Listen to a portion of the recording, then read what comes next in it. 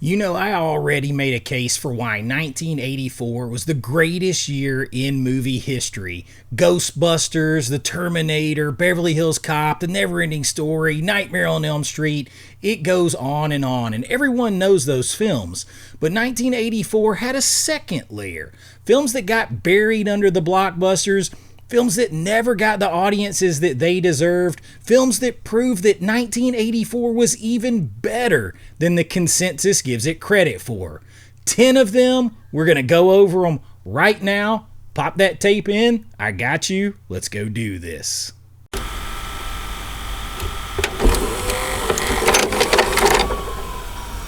Alright, so quick distinction before we start here. I also did a video on underrated films that deserved more attention.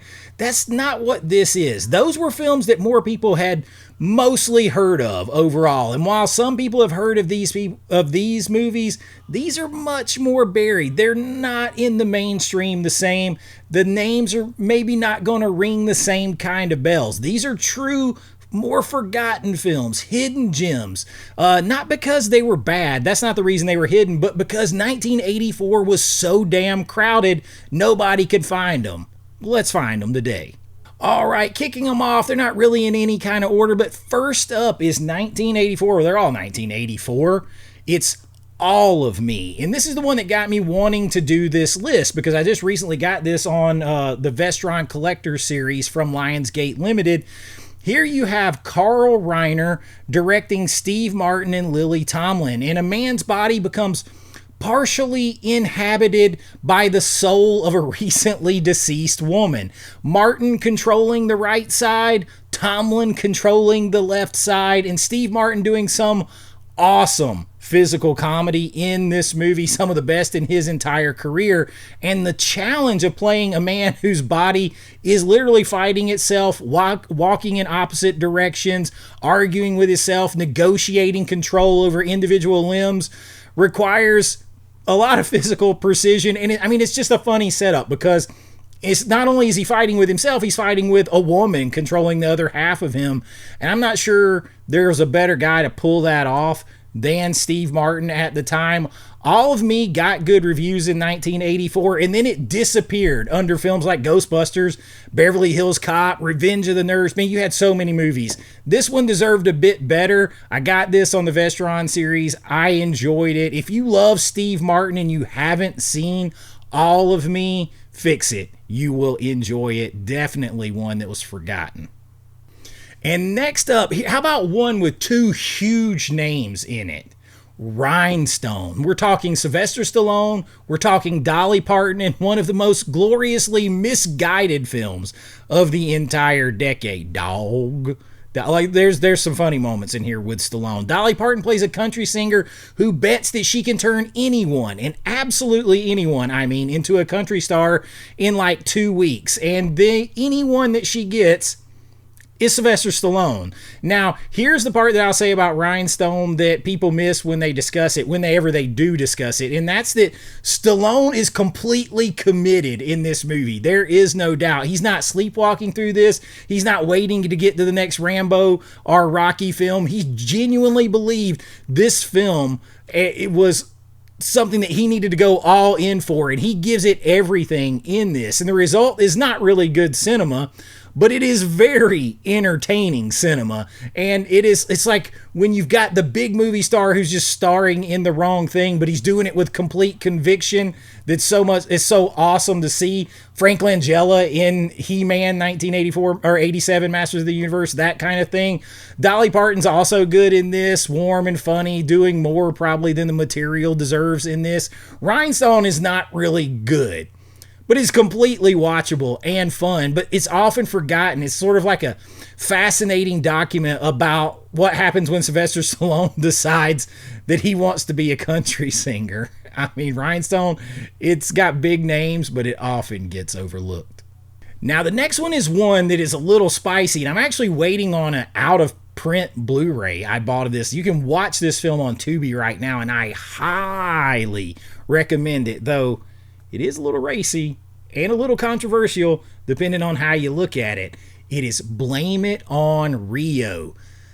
Cannot recommend this movie enough if you haven't seen Blame It on Rio.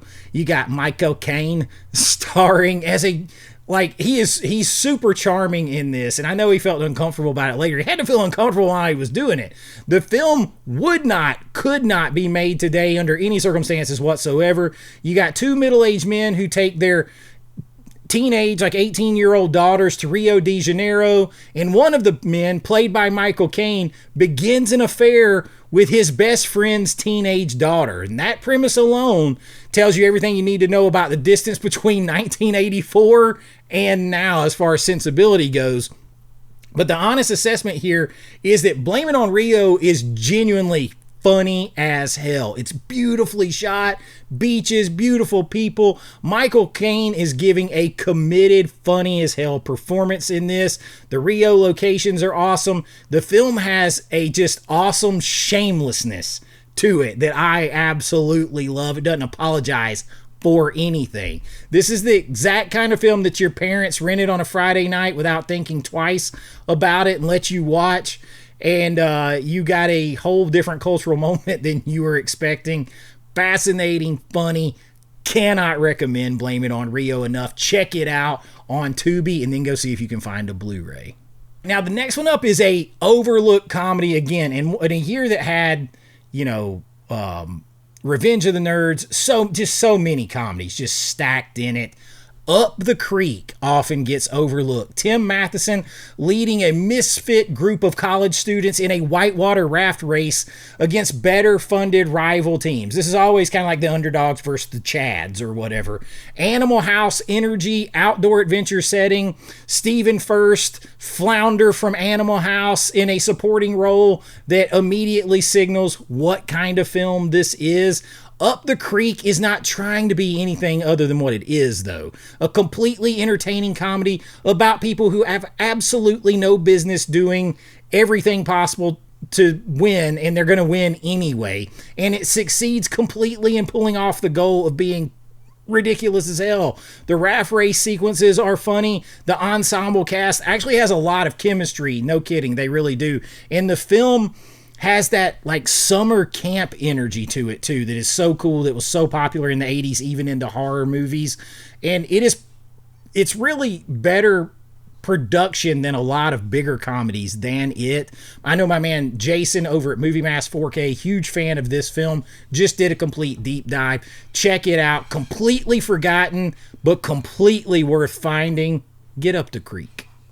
Now, the next one is one that I saw when it came out at the drive-in theater. Yeah, that'll tell you a little something. It is Ice Pirates, and this one shifts the tone into genuinely strange territory.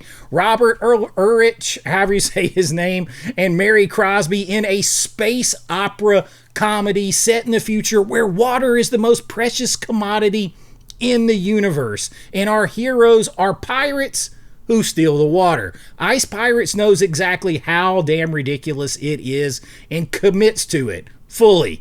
The production design is inventive is a good word. On a very limited budget, the comedy lands. The comedy lands in this. I remember seeing it not once but twice at the North 85 Drive-In here in near Atlanta, Georgia. So much fun. There's a sequence in the final act that involves time acceleration that is so completely insane, you got to see it. I mean, the whole thing is insane, really. The studio was clearly hoping Ice Pirates would capitalize on, like, sort of filling the gap on the post-Star Wars thirst for space adventure. See what I did there? Water, thirst. You got to go there. What they got instead, though, was something genuinely much weirder and more interesting than a Star Wars knockoff like Spaceballs, where their air is a commodity. They got a film that had its own comedic identity standing apart from Star Wars and ran with it completely. Ice Pirates is strange, it's fun, and one of the great forgotten like sci-fi comedies of the decade. If you've never seen Ice Pirates, or even if you have, go check it out. Now, I'm not sure where you can get that thing on physical media, but I know it's on Tubi right now, so go check it out. Now, next up, we got some Dennis Quaid, and not in Inner Space, which was on my underrated films video that I recently did, but this one is Dreamscape. So this one's a little bit different because now Dennis Quaid is a psychic who is recruited by a government program that allows trained agents to actually enter into people's dreams. Dennis Quaid was getting into everybody in the 1980s, including Meg Ryan. Dreamscape came out 26 years before Inception, and while it operates on a much lower budget, it has a more playful tone to it too. So the core concept is pretty much identical, though a person entering someone else's dreams to influence their waking life. The difference is that Dreamscape never takes itself too seriously. It knows it's a genre film and it delivers genre pleasures and fun efficiently and entertainingly. Dennis Quaid is charming as always. You got Kate Capshaw in this movie, Mrs. Steven Spielberg. Christopher Plummer as a villain that does exactly what Christopher Plummer does. He makes everyone else look slightly less interesting by comparison when he's on screen. The Snake Man sequence, if you know about that part. The practical effects are sort of horror in the middle of a thriller that is otherwise restrained. So it's got some standout effects that take a different turn. It comes out of nowhere and it can be a little unsettling. Dreamscape is a film that predated Inception by more than 2 decades and has never gotten credit for it. Check it out. Now, how about a little Gene Wilder for something, hidden and forgotten with Woman in Red. Now, this is one my brother used to watch a lot. And this is Gene Wilder directing himself as a happily married man who becomes completely obsessed with a woman in a red dress played by Kelly LeBrock of Weird Science. And here is something that's very interesting, maybe the most interesting about The Woman in Red. Stevie Wonder wrote and performed the entire soundtrack, including I Just Called to Say I Love You. Well, that won an Academy Award for Best Original Song and became one of the most played songs of the entire decade. How about that? The song is infinitely more famous than the film that produced it by a margin that's not really possible to overstate, because this is on a hidden films list. So there you go. Most people who know I Just Called to Say I Love You have never seen the film that it came from. Most people who've seen The Woman in Red largely forgot, unless you're my brother or me. The film itself is funny in places, though. Gene Wilder he was a comedic talent. Come on. And he had that kind of panicked sort of sincerity that fit this kind of story here, which he's directing himself, and that helps. But the real reason, though, this film is the Stevie Wonder connection. That's a big thing. But the movie's fun. You got beautiful Kelly LeBrock to look at, and you see, it wasn't that far off for guys to be dreaming of Kelly LeBrock around this time in the 80s.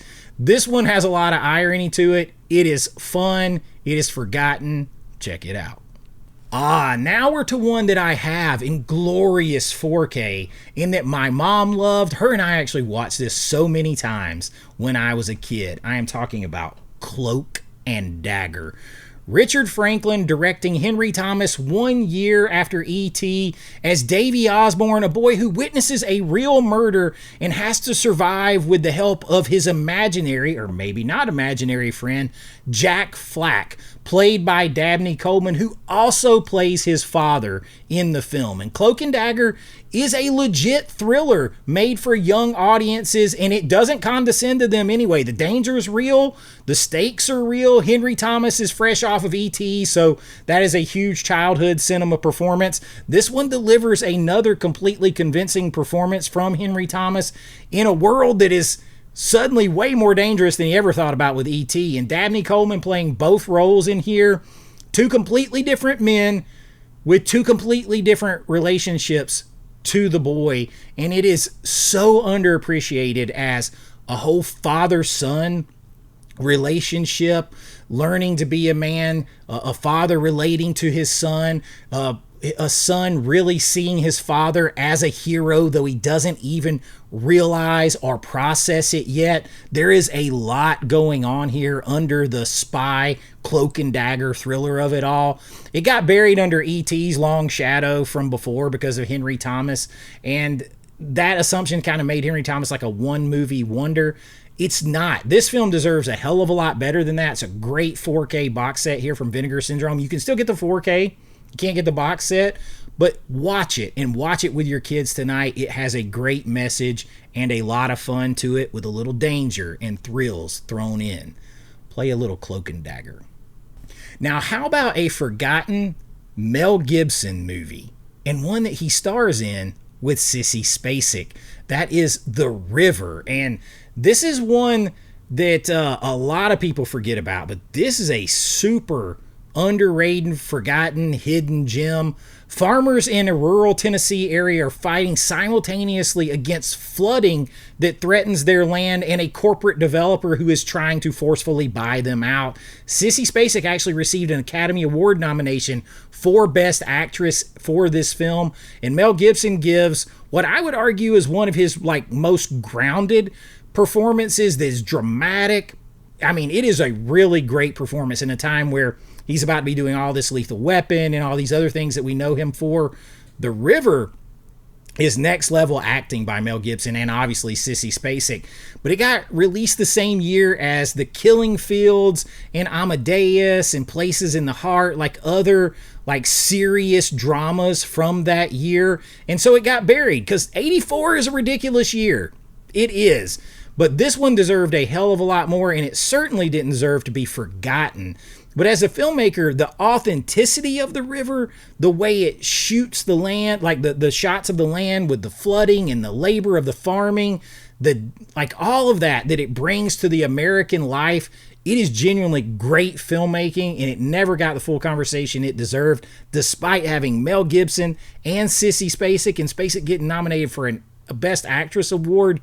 Check out The River if you've never seen it. And finally, how about a little dark fantasy horror with The Company of Wolves? Now, this is Neil Jordan directing Angela Lansbury. Yes, Angela Lansbury. And one of the most extraordinarily dark fantasy films of the 80s for sure, maybe ever. And it's based on Angela Carter's sort of feminist retelling of Little Red Riding Hood, which normally I wouldn't be into, but it works here. A young girl dreams of a forest where the boundaries between human and wolf and between civilization and instinct are basically non-existent to dangerously thin. Stephen King would call these thinnies. It's that damn thin. The Company of Wolves is not really a horror, though, in the conventional sense, though it's definitely horror. It is more of a dark, original, grim fairy tale.